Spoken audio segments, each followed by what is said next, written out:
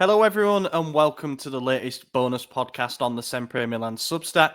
This time around, we are going to be looking through the list of upcoming free agents and assessing who might be a good fit for Milan heading into next season.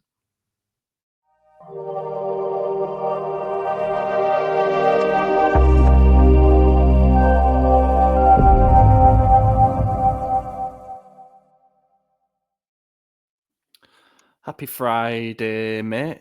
I'm just buttoning up my shirt because I noticed there's a little chest hair poking out the top there. Nobody wants to see that. I mean, it's bonus content, but not that kind of bonus content. This is what you're paying for. This is a premium shit. Thank you.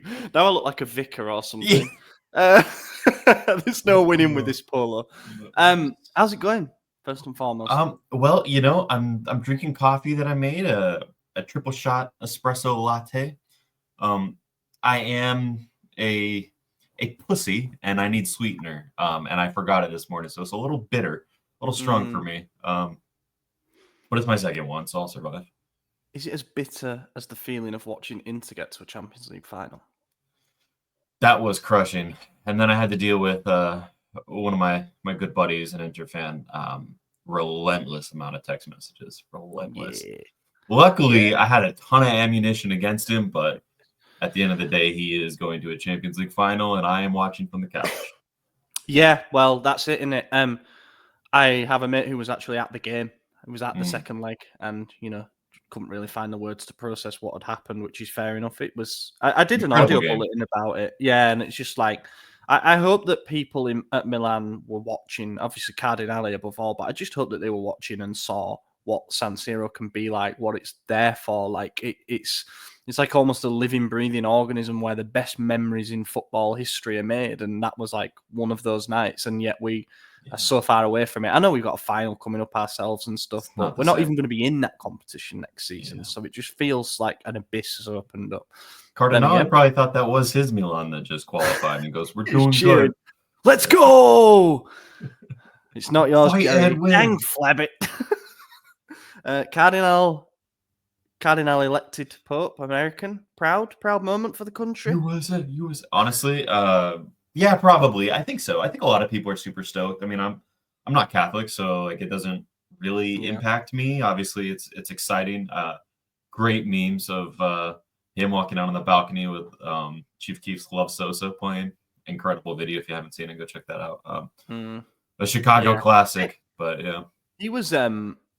He was way out in the odds as well, so I quite like the underdog thing. Yeah, 1% chance on cliche, whatever it's called. One of the places that was offering a market. I find that quite funny, to be honest, because like it's the head position of it's like the head position of like one of the most ancient religious institutions going, and they're like 100 to 1 on this guy. I love it. It is interesting though, because I saw like a lot of people were being like, "Oh, this is a once in a lifetime thing," and I'm like, I'm 30 and I've seen 4 popes. Like, yeah, I think the thing that it was actually once in a lifetime was Was it Benedict who just stepped down? Yeah. I mean that's crazy. It was the abdication that was I think he's like before for a long time. Only the third ever or something like that. I don't know. Yeah. I'm not a papal scholar, or papal scholar. I don't know, but I find the pageantry. And I mean pageantry in like not a disrespectful way, but I find all that fascinating. The black smoke, white smoke thing, and like they're not allowed to leave the. It is must see TV, like 100%. I was invested.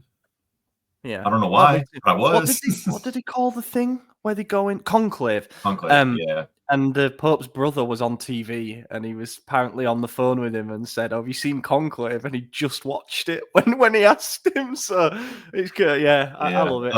So they interviewed both his brothers. One of them still in Chicago, and he's like, he was a big White Sox fan, and I was like, that's a red flag.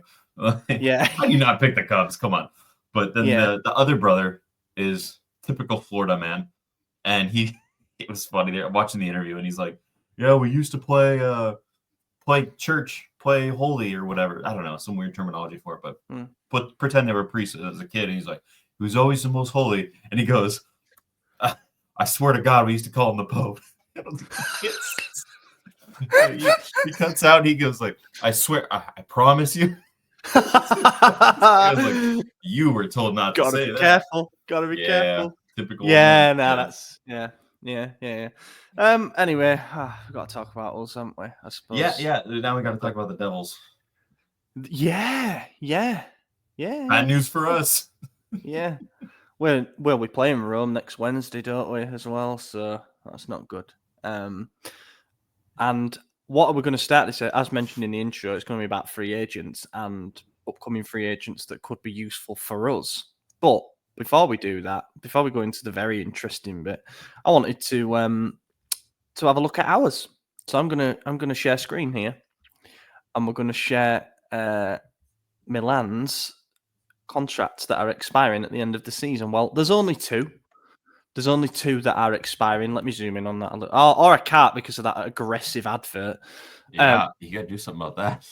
Yeah, I could do with an ad blocker, really. Is that now minimized? Yeah, it has. Right, so you got Florenzi and Luka Jovic. Those are the two players that are out of contract for us. We know with Jovic that there is an option to extend. With Florenzi, I don't believe that there is. He's quite a high gross earner.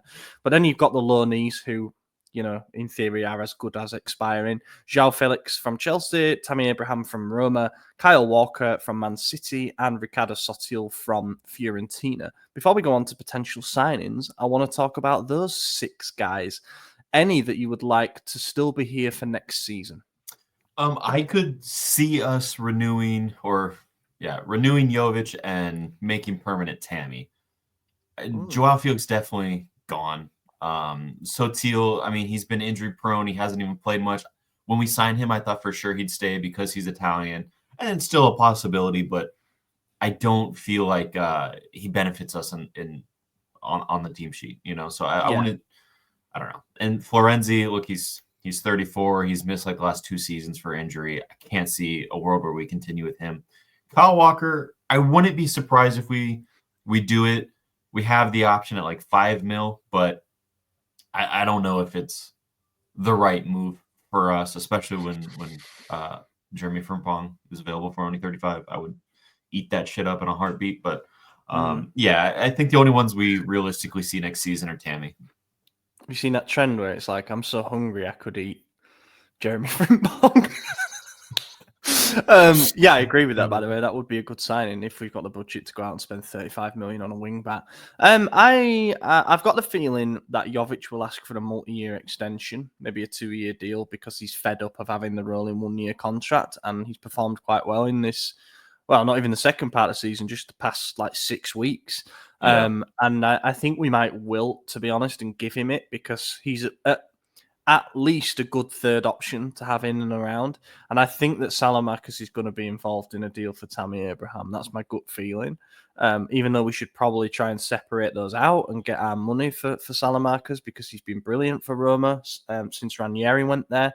I can see Tammy becoming a permanent signing as well. Yeah. Kyle Walker, I don't see coming because of his wages. Like, I think he's on 4 mil net per year. And yeah, you've got the growth decree if he signs a multi-year contract. But I don't see him taking a big pay cut, and like he's 34 now, and we've seen an injury issue with him already. So I just wondered if maybe we might look elsewhere for that. But if it were up to me and we're keeping going with this system, I'd keep him as a right centre back definitely, and someone who can fill in at wing back if absolutely necessary. I know I said it in like a previous episode when I think we spoke about his signing. If Damian can do a job for Inter at 35 years old, and he's nowhere near as athletic, then we can find something for Walker as long as the financial terms of the deal are right. Florenzi has a high gross salary and there's no way of getting that down, no growth decree, unless, of course, he takes a big pay cut. But even then, it's going to be double his net salary because no growth decree. I wouldn't keep him around. He's basically a non-playing cheerleader at this point. By all accounts, a nice bloke and by all accounts, good in the dressing room and things like that. But as long as, while ever he's going to play 0 games this season, you can't keep someone like that around, unfortunately. And we can find a homegrown player to replace him. Sotil, I don't see us buying for 10 mil, but if a swap emerges with Yassine Adli, I see us maybe doing it, to be honest. There might be some capital gain stuff involved in that as well. So yeah, and João Felix goes back for me. I know you said on the main pod though, which I thought was interesting. Say if he goes on, there's only 3 games left, but say he goes on a bit of a tear towards the end of the season,